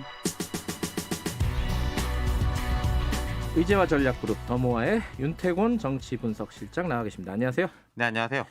부산시장 선거는 참 안 나오네요. 오늘 좀 해봐야겠어요. 네, 그러니까 지금 아무래도 스포트라이트를 덜 받는 면이 있는데 두 가지 이유가 아닌가 싶어요. 좀 전에 이제 홍영표 의원께서도 서울시장 이야기 많이 하는데 부산시장 이야기 별로 안 하시던데. 저도 좀 덜 물어봤어요, 사실. 일단 우리 언론이나 이게 여론이 수도권 중심으로 형성된 게 첫 번째 이게 문제죠. 그리고 두 번째는 부산은 아무래도 야당 강세 아니냐.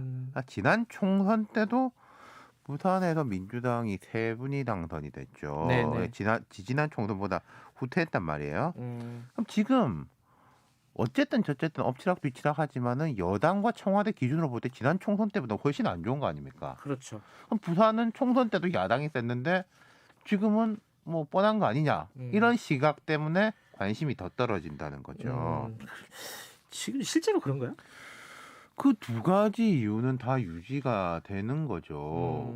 아까 제가 말씀드린 대로 제가 청와대 되게 안 좋다 이게 아니라 상대적으로 볼 때 총선 때보다는 안 좋은 거잖아요. 그게 전국이 다 마찬가지인데 하지만 여당도 이제 김영춘 전 해수부 장관을 필두로 해가지고 가덕도 신공한 카드 내세워가지고 붐업을 하고 있다. 만만한 승부는 아닐 겁니다. 이 여론조사에 따라서 다 다르긴 한데 조금 민주당이 올라갔다 이런 얘기도 있어요. 지금 여론조사상 민주당 국민의힘이 엎치락뒤치락 역전 이런 보도들이 최근에 한 일주일 전부터 쭉 있었는데요. 이게 주의하셔야 될 게 있어요. 이게 여론조사 믿지 말자 이게 아니라 전국 단위 여론조사에서 부산만 떼보는 건 매우 위험하다는 겁니다. 무슨 말이냐면요. 자, 우리가 부산을 대상으로 한 1,000명, 2,000명 상대로 여론조사를 했다. 그럼 플러스 마이너스 몇 프로 이렇게 나오지 않습니까?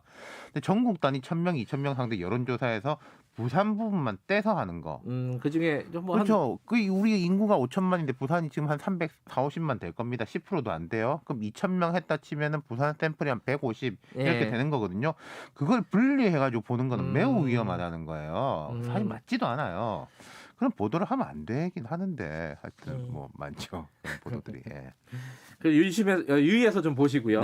자, 양당 지금 경선 한참 진행 중이죠, 부산은. 이게 본격화되는 겁니다. 그러니까 민주당의 경우에 변성환 전 부산시장 권한대행이 공무원 사표 내고 입당했습니다. 네. 기존 예비 후보인 김영춘, 박인영 후보하고 3자 대결인데 박인영 후보는 부산에서 구의원부터 시작해가지고 시의원, 시장까지 젊은 여성인데 지역에서 잔뼈가 굵은 좀 지명도도 높아요. 국민의힘은 박민식, 박성훈, 박형준, 이현주, 이진복, 전성하 이렇게 6명인데 예비 후보가 전성하, 박성훈 이 두 사람이 좀 낫습니다. 나머지 분들은 뭐 국회의원도 여러 번 한 사람들인데 전성하 후보는 젊은 기업인 출신이고 박성훈 후보는 직전까지 부산시 경제부시장 지냈어요. 아 그렇군요. 네.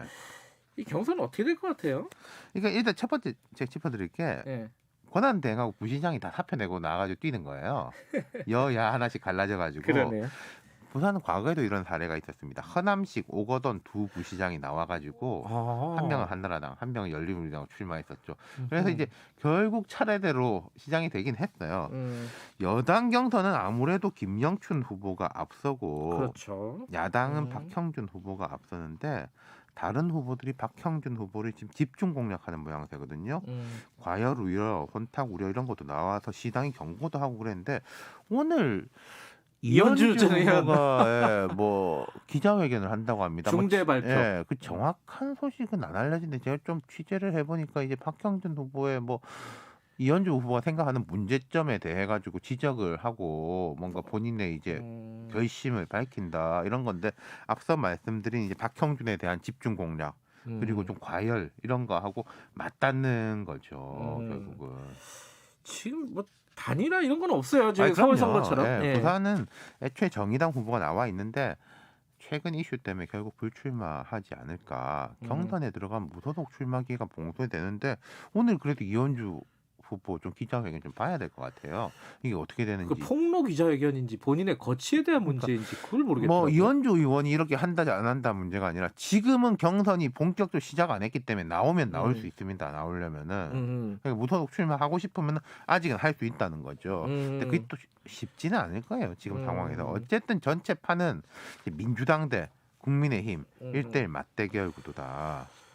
어떻게 되겠습니까? 그러니까 뭐 현 정부 평가 구도로 보면 야당이 우세한 면이 있어요. 여당이 인정해요. 근데 이제 여당의 무기는 한 두 가지인데 김영춘 인물론 부산에서 태어나서 고려대 총학생회장 출신으로 김영삼 전 대통령 비서로 정계에 입문했다. 그렇군요. 그리고 청와대 비서관도 지내고 열린우리당에 합류하고 서울 지역구를 버리고 부산으로 와서 낙선도 해보고 내려간 지 10년 됐을 거예요. 김영춘 장관이. 그러면서 강한 여당 시장이 문 대통령 임기 내에 가덕도 공항에 빨리 삽을 떠야 된다. 아니면 또 뭐 밀리면은 또 10년, 20년 금방 간다. 이런 컨셉인 거죠. 박형준 후보는 이제 방송 등으로 지명도가 있고 또 상대적으로 중도적 이미지. 그리고 방금 언급한 이현주 후보는 좀 강한 보수. 여성이지만은 내가 더 강하다. 요즘 나경원 그 후보도 독하게 뭐 이런 컨셉으로 밀고 있고 좀 강한 여성으로 이제 나오는 것 같습니다. 어쨌든 뭐 기본적인 어떤 선거 구도는 서울하고 다르진 않죠. 그렇죠. 정권 심판론 대 힘 있는 여당 시장론이 이제 기본 축이고 그다음에 이제 가덕도 신공항이 있는데 국민의힘도 가덕도 신공항 추진하는 쪽인데 아무래도 국민의힘은 또 TK가 또 주요 기반이지 않습니까? 당장의 주호영 원내대표가 이제 좀 부정적이더라고요. 특별법에 대해 가지고 가덕도에 대해서 반대한다기보다 근데 이걸 뒤집어 보면요, 이 특별법에 특혜성이 있다라는 지적들이 전문가들한테 많이 나오고 있는데 뒤집어 보면은 무리하지만 우리가 하겠다. 이게 여당의 힘이에요. 어떻게 보면은 제가 여러 번 말씀드렸지만은 막 쪽지 예산 받았습니다. 중앙 언론에서 욕해도 지역에서는 내가 이렇게 힘이 있습니다. 이거지 않습니까? 지금 약간 그런 프레임이 걸려 있다는 거예요. 그럼 국민의힘이 이걸 어떻게 받을 것인가? 그게 관심사가 되는 거죠. 아까 홍영표 의원도 2월에 반드시 통과시킨다. 그러니까요. 목소리가 좀 강하더라고요. 알겠습니다. 여기까지 됐죠. 고맙습니다. 감사합니다. 윤태곤의 눈이었습니다. 김경래 최강시사 2부는 여기까지 하고요. 잠시 후 3부에서는 세월호 특수단 발표가 있었잖아요. 앞으로 뭐 특검 간다 뭐 이런 얘기도 있고요. 오랫동안 세월호 침몰 원인에 대해서 취재를 해온 뉴스타파 김성수 기자와 함께 이 얘기 좀 나눠보겠습니다. 일부 지역국에서는 해당 지역 방송 보내드립니다.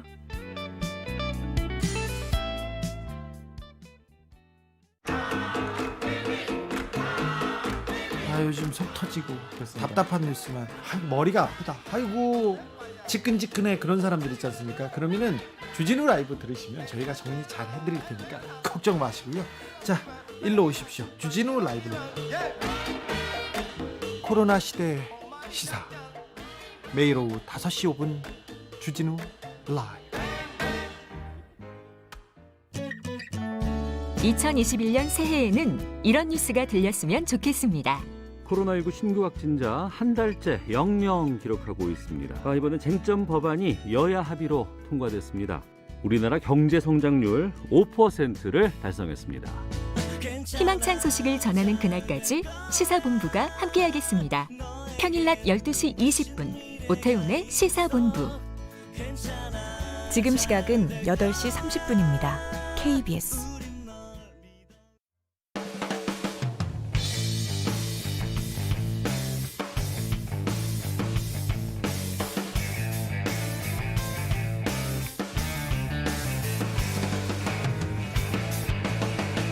김경래의 최강 시사.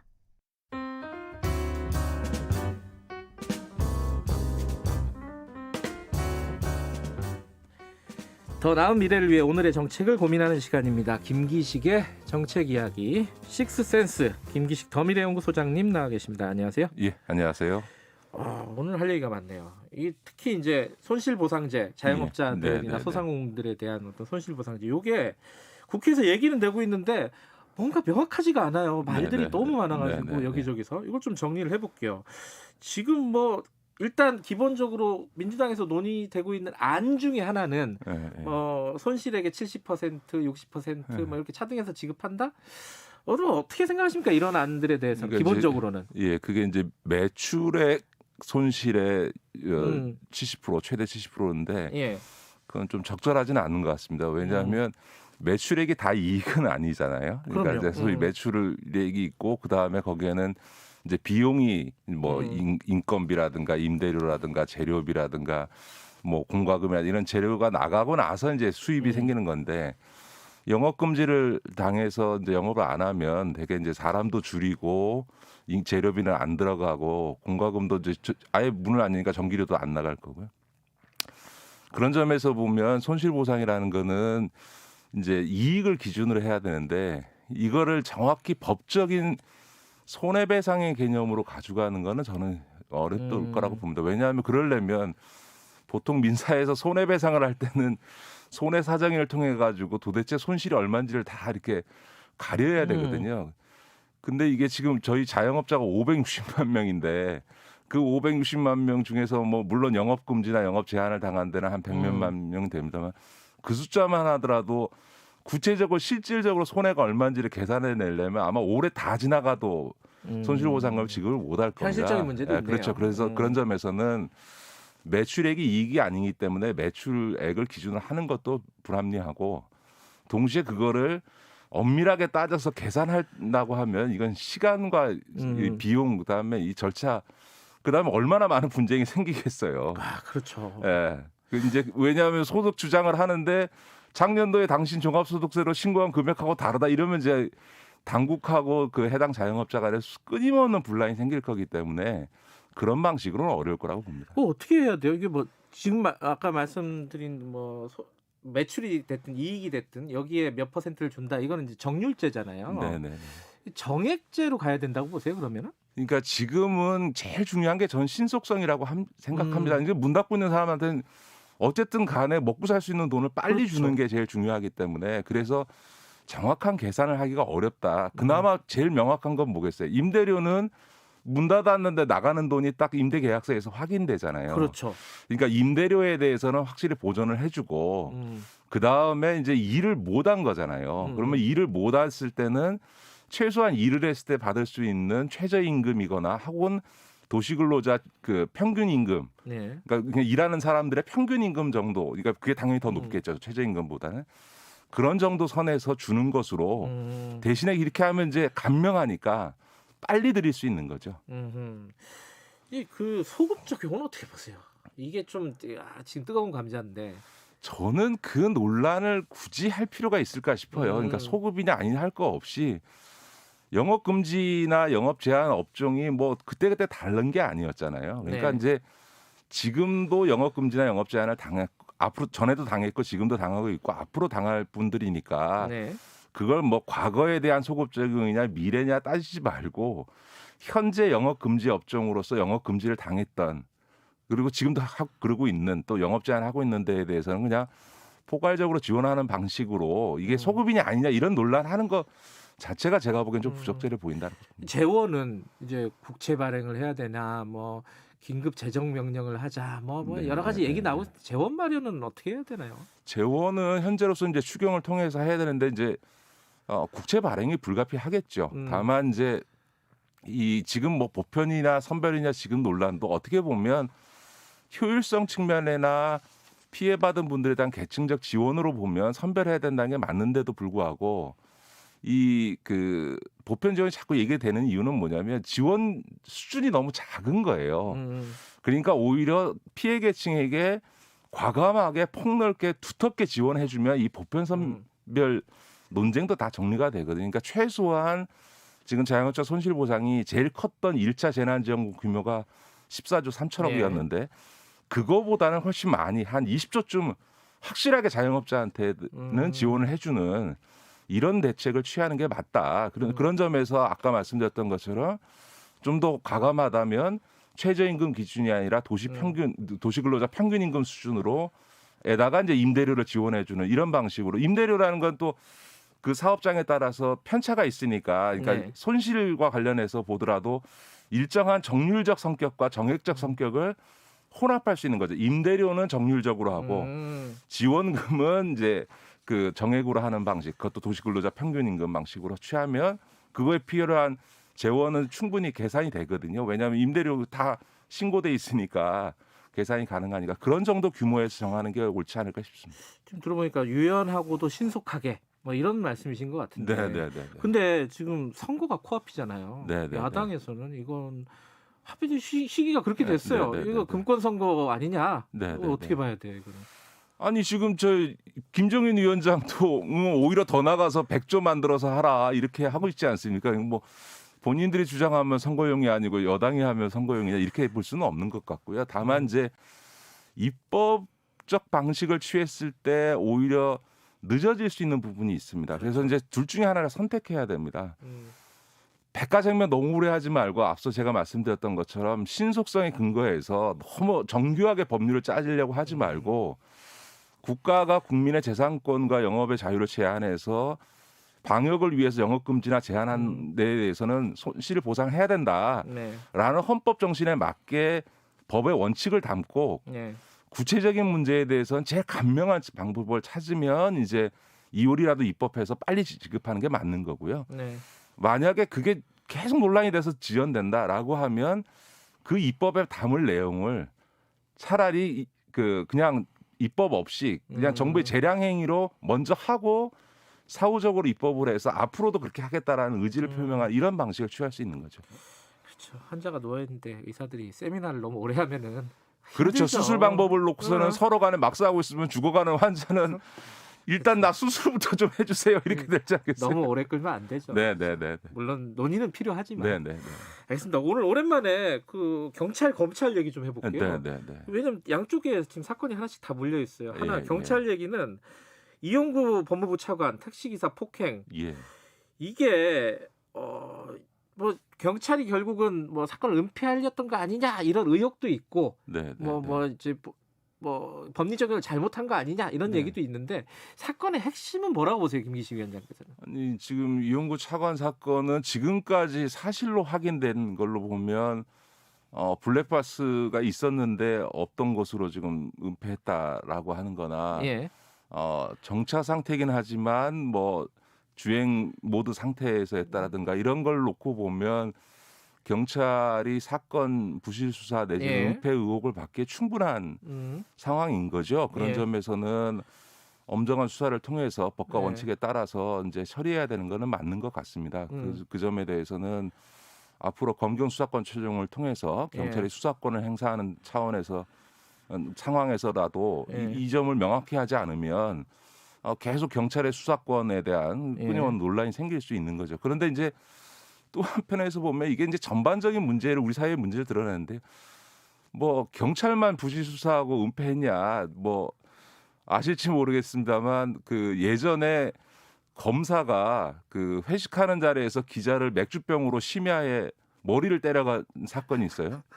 심야에 맥주병이라는 흉기를 동원해서 사람의 머리를 때렸으면 이거는 뭐 어마무시한 폭행죄인데요. 살인미수인가요? 어떻게 되나요? 거의 그렇죠. 예. 그런데도 불구하고 그냥 인사조치하는 거 지방으로 발령내는 걸로 끝낸 적이 있습니다. 사법 처리를 안 하고 안 하고요. 어허. 그렇게 검찰도 이 자기 식구 감사기를 한 거거든요. 그러니까 예를 들어서 지금 이 수사권 문제와 관련해서는 사실은 검찰이 경찰을 욕할 게 없어요. 왜냐하면 검찰도 끊임없이 자기 식구 감싸기를 했지 않습니까? 이제 이런 사건도 있었고 김학의 사건도 계속 부실 수사하고 봐주기 하다가 막판에 가서야 겨우 사법 처리를 한 건데 그런 점에서 보면 이게 이제 검경 수사권 조정 이후 경찰 수사권에 대한 논란을 다시 이용구 차관 사건이 불리긴 합니다만 결국은 이제 상호 견제의 문제다. 검찰의 부실 수사는 경찰이 견제하고 네. 경찰의 부실 수사는 나 사건 이렇게 종결 봐주기 종결에 대해서는 검찰이 견제를 하고 또 검찰에 대해서는 공수처가 견제를 하고 이런 소위 권력기관 간의 상호 견제를 통해서 문제를 풀 것이지 경찰이 수사권을 다시 없앤다 이건 좀 적절치 않은 것 같습니다. 수사 종결권, 수사 지휘, 검찰의 수사 지휘권 이런 것들 좀 강화해야 되는 거 아니냐 이런 수사 지휘권을 두면 이제 수사권 조정이 안 되는 거고요. 그러니까 이제 다만 지금도 현재 그 제도도 검경 수사권 조정을 하면서도 경찰이 내사 종결한 수사 종결한 사건에 대해서도 검찰이 이의 제기를 해서 네. 재수사를 요구할 수 있고 특별한 이유가 없는 한 그건 수용하게 돼 있고요.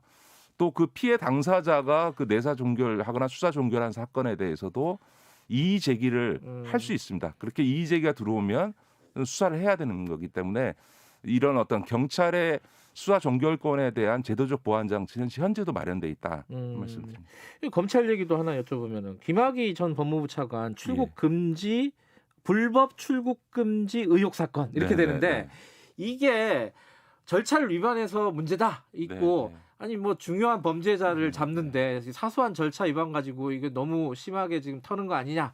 뭐 어떻게 봐야 돼요 이건? 양면성이 있습니다. 이제 거꾸로 생각하면 만약에 그때 출국 금지를 시키지 않아서 김학의 씨가 출국했으면 지금까지 안 들어오고 있을 거고 지금 김학의 씨가 2심에서 유죄 받으면서 법정 구속됐는데 김학의 씨에 대한 처벌은 전혀 안 됐겠죠. 그랬으면 아마 출국을 막지 못한 검찰에 대한 이제 제 식구 감싸기 비판과 결국은 이제 사법정의가 실현되지 못했다라고 하는 여론이 생겼을 겁니다. 그런 점에서 보면 이 사법정의적 측면에서는 김학의 씨의 출국을 막아서 사법 처리한 게 맞아 보입니다. 그러나 그렇다고 해서 절차적 문제가 정당화되지는 않습니다.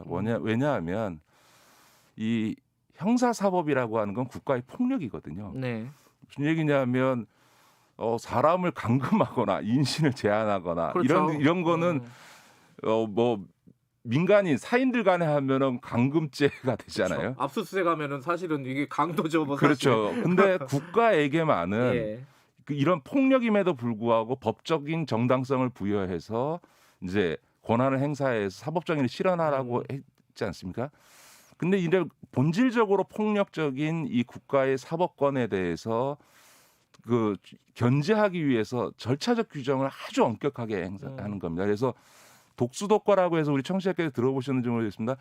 불법적으로 취득한 증거는 그게 명백히 진실이라 하더라도 증거로 쓸 수 없다. 그게 이제 소위 이 폭력을 본질로 하는 국가 사법권 행사에서의 절차적 정당성을 규정한 거거든요. 그러니까 뻔히 진실인 걸 알아도 불법적으로 취득한 정보는 쓰면 안 된다라는 거예요. 그것처럼 김학의 씨의 사법 처리는 사법 정의일 수 있으나 그 과정에서의 절차적 정당성을 위반했다면 그거는 별개로 당연히 그것조차도 그 처벌하는 게 맞는 거죠. 지금 현재로서는 이제 그 절차적 정당성 다시 그러니까 출국 금지를 하는 과정에서 불법 여부에 대한 진실은 규명하지 않을 수 없고 이걸 규명하지 않으면 앞으로 국가의 어떤 공권력 행사에 있어 절차적 정당성 문제는 완전히 그냥 뭉개져 버리는 상황이 돼버리기 때문에 제대로 수사해서 만약 위법이 있었다면 사법 처리해야 되는 거고 그러나 그게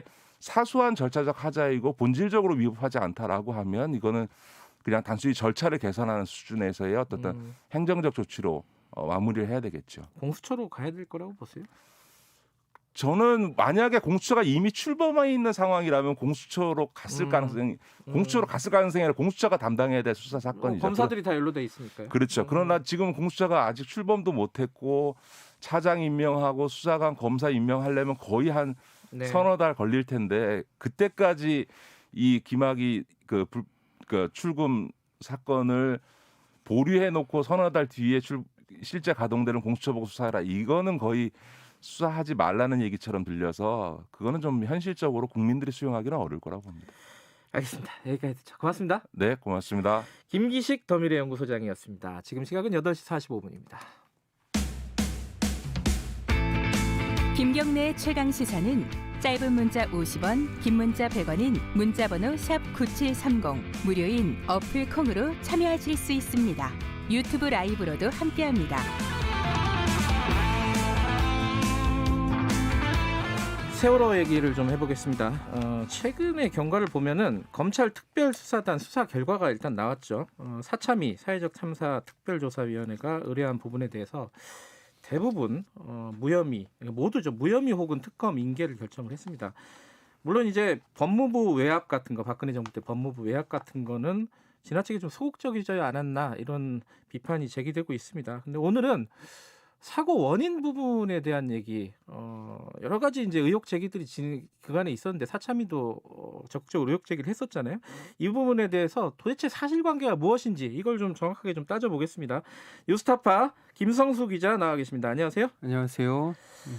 이게 특수단 발표 전에 사참위가 지난달이죠. 지난달에 조사 결과를 하나 냈어요. AIS 항적 이 문제가 있다. 정확히 어떤 문제가 있었다고 발표를 한 거죠? 내용이 이렇습니다. 그 사참위가 참사 당일 2014년 4월 16일이죠. 해수부 상황실이 꾸려졌지 않습니까? 오전에. 네. 상황실에 방송사들이 들어가가지고 촬영을 막 하면서 취재를 했죠. 그 촬영 영상들을 면밀하게 분석을 해봤더니 그 상황실의 벽면에 커다란 모니터에 당시에 세월호가 어디에 어떻게 있구나라는 항적을 갖다 표시해 놓은 그 형상이 떠 있었는데 그때 세월호의 항적이 이렇게 그려진 모습하고 오후 4시 이후에도 역시 방송사 카메라들이 해수부 상황실 안에 들어와서 촬영을 했는데 그때 벽면 모니터에 띄워져 있었던 그 세월호의 항적이 두 개를 같이 표시를 해보니까 두 개가 다르더라는 거예요.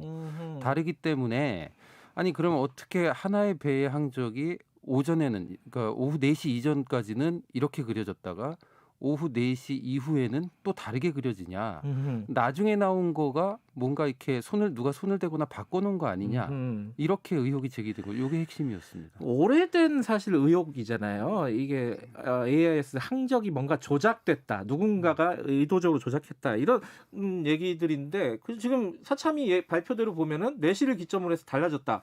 그럼 뭔가 이상한 거 아니에요? 이상하기는? 그렇습니다. 이제 저희가 많이 알고 있는 그 세월호의 이렇게 J자 커브라 그러죠. 크게 이렇게 그려가지고 북쪽으로 올라가는 그 커브가 해수부가 몇 차례에 걸쳐서 보완해서 그러니까 항적이 제대로 안 들어왔기 때문에 뭐 기지국하고 VTS 같은 데서 따다가 보완하고 해서 완성한 거거든요. 근데 그게 이번에 사참위가 얘기한 4시 이후에 나온 항적을 계속 보완해 왔던 겁니다.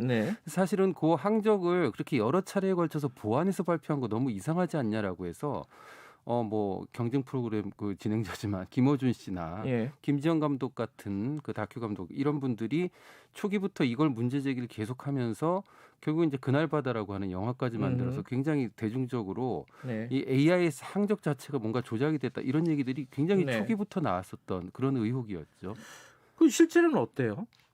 실제로는 제가 취재를 좀 해봤어요. 저도 이거를 발표 현장에서 들었는데 너무 좀 터무니없는 얘기잖아요. 어떻게 하나의 배의 항적이 두 개가 있을 수가 있네요. 불과 수시간 만에 바뀐다. 그래서 제가 좀 취재를 해봤어요. 해봤는데 앞서서 상황실 모니터에 나와 있었다는 그 항적 4시 이전에 그거를 제가 이래저래 이렇게 찾아보니까 그게 세월호의 항적이 아니라 전반부는 세월호에 그 가장 먼저 그 당시에 구조하러 접근했던 두라이에이스호라는 배가 있었어요. 네네. 그 배에 두라이에이스호의 항적이 전반부에 있고 꺾여서 북쪽으로 올라가는 부분만 세월호 항적이에요. 그러니까는 그 당시 오후 4시 이전까지 해수부 상황실 모니터에 있었던 그 항적은 세월호 항적이 다 있었던 게 아니라 네. 세월호 항적 일부 그리고 두라이에이스호 항적 일부가 있었던 거죠. 그리고 오후 4시 이후의 항적은 모두가 세월호 항적입니다. 그러니까 두 개가 다를 수밖에 없었던 것이죠. 왜 그렇게 나온 거예요, 근데?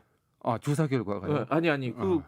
오전에는 왜 이 두라이에이스호가 나오고 이 오후에는 세월호가 나오고. 그래서 저도 이 두라이에이스호 데이터하고 이런 걸 가지고 이제 해도에 표시를 해봤더니 그렇게 된 거예요. 네. 그래서 해수부에다가 물어봤어요. 그래서 사실은 본인들도 당시 상황실 근무자들을 다 체크해봤는데 워낙 정신이 없는 상황이어서 정확히는 모른다. 다만 그 두라이에이스 항적이 9시 19분까지의 항적만이 표시가 돼 있다. 그 얘기는 9시 19분에 누군가가 주변에 있는 선박들의 항적들을 갖다 검색을 해본 건 맞다. 그랬기 때문에 그 시점까지의 항적이 거기에 나와 있었는데 문제는 나중에 세월호 항적을 띄울 때 앞서서 검색한 그 항적, 그 흔적들을 갖다 좀 지우고선 새로 띄워야 되는데 그걸 갖다 그냥 놔둔 상태로 또 세월호 항적을 띄웠다.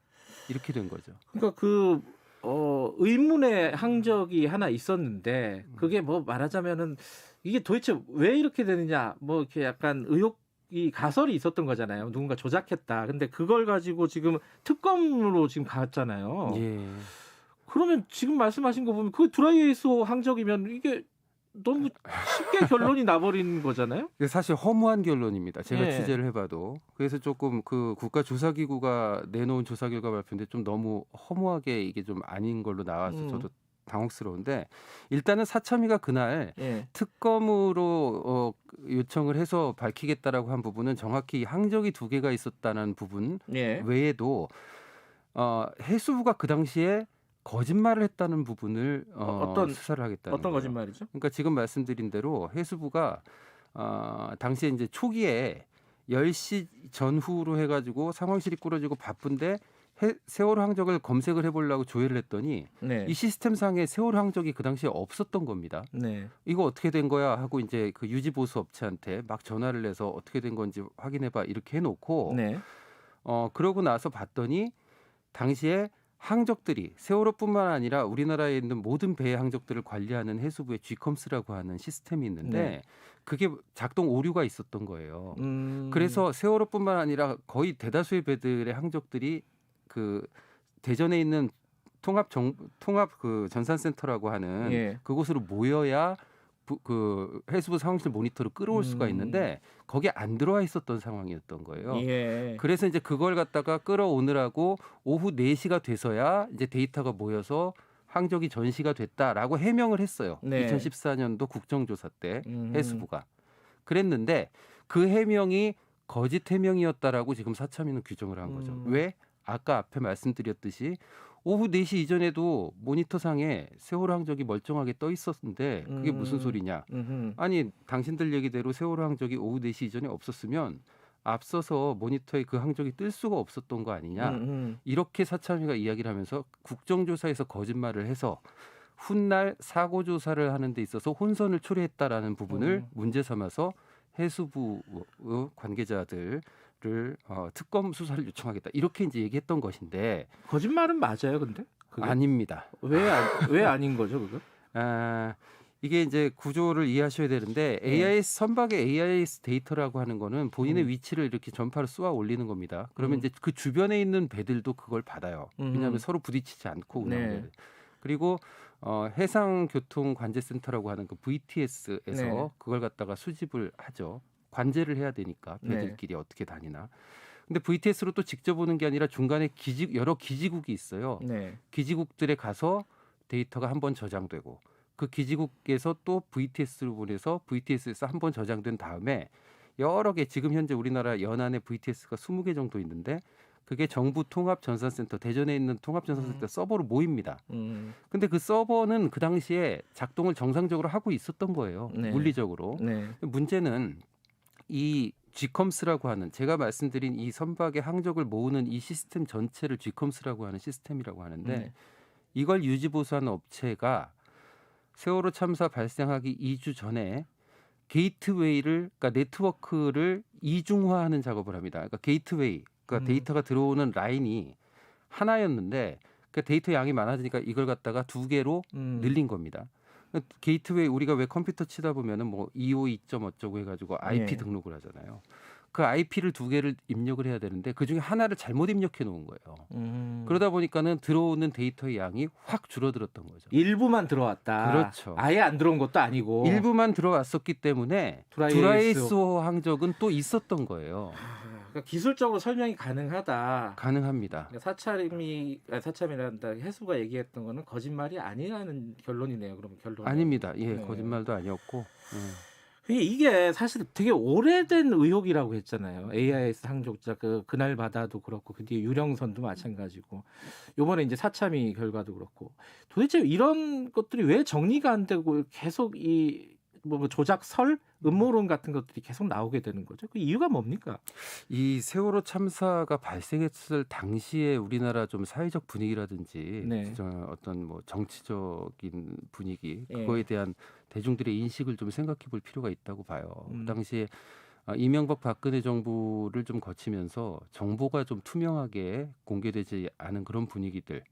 그리고 사실은 그 당시 이제 유우성 씨 간첩 조작 사건이라든지 국정원의 대선 개입이라든지, 그러니까 사실은 거의 뭐 21세기 대한민국 사회에서 상상할 수 없었던 일들이 조금 이제 국가기관에 의해서 좀 벌어진 그런 것들이 좀 현실화된 그런 부분들이 대중들한테 굉장히 좀 충격적으로 다가온 그런 분위기가 있었던 거죠. 그 와중에 세월호 참사가 발생을 했고 역시 당시 박근혜 정부가 굉장히 이 세월호 참사와 관련된 정보들을 엄격하게 통제를 하는 분위기도 있었기 때문에 그런 상황에서 굉장히 여러 가지 아니 도대체 이렇게 큰 배가 어떻게 해서 그렇게 넘어지고 또 그걸 갖다 제대로 구하지도 못하고 이거 뭔가 또 뭔가 하여튼 좀 이상한 기획이나 이런 것들이 있었던 거 아니야라는 생각들이 굉장히 많이 퍼졌죠. 저는 이제 그런 상황에서 문제는 이제 그러다 보니까 뭐 네티즌들이라든지 SNS를 통해서 여러 가지 의혹들이 제기되는데 문제는 그 당시에 이제 언론들이 그런 부분들을 좀 철저하게 검증을 못한 부분들도 좀 책임이 있다라는 생각도 해보고 있습니다. 알겠습니다. 오늘은 여기까지 듣죠. 뉴스타파 김성수 기자였습니다. 고맙습니다. 김경래 최강시사 여기까지 하고요. 내일 아침 7시 20분에 다시 돌아오겠습니다.